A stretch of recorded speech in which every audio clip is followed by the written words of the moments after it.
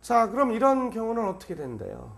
A라는 사람이 있는데 X 토지를 갖다가 증여할 의사가 없음에도 불구하고 증여 의사 표시를 하셔서 B의 명의로 소유권 이전 등기가 격려가 된 겁니다. B의 명의로 소유권 이전 등기가 격려가 된 겁니다. 그럼 B의 명의로 소유권 이전 등기가 격려가 됐을 때 B의 명의로 소유권 이전 등기가 격려가 됐을 때 지인이 아닌 사표시 원칙 유예에 따라서 악의 또는 과실이 있으면 무효가 되는데 그건 입증 증명해야 되니까 입증 증명하지 못하면 유효입니다. 따라서 이때 시는 선이하기를 불문하고 무조건 유효가 되는 거죠. 그런데 악의 또는 과실 중에 과실을 갖다가 입증했어요. 알았거나 알 수 있었을 경우를 갖다가 입증해 버렸어요. 그럼 이때는 무효가 되는 겁니다. 그럼 말소와 명도 반환을 구할 수 있는데 등기를 신뢰하고 그러한 사정을 모르고 거래한 선의 제3자에 대해서는 무효를 주장하지 못합니다. 107조 2항 대항하지 못합니다.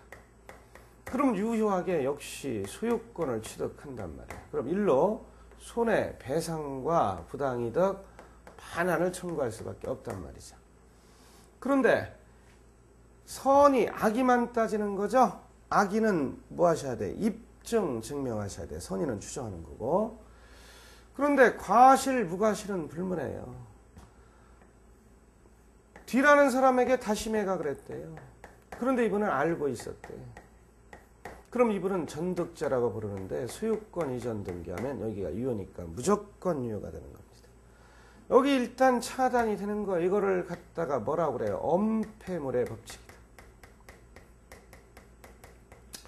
엄폐물의 법칙이다.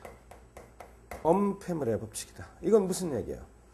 그렇죠. 여기서 일단 차단되니까 무조건 유효입니다. 선의하기를 따질 필요 없이 무조건 유효다.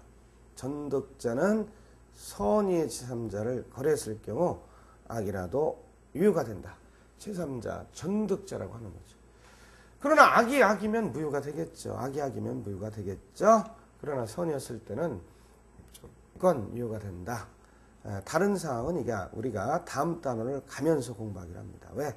계속하면 여러분들이 스트레스 받으니까. 자, 그런데 이번에는 A라는 사람이 회사에 다니는 직원입니다. 근로자입니다. 근로자. 회사에 다니는 직원이에요. 그런데 B 회사에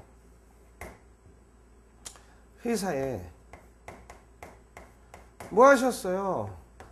사표를 내셨어요. 그런데 사직은 사표를 낼 의사가 없었는데 낸 거예요.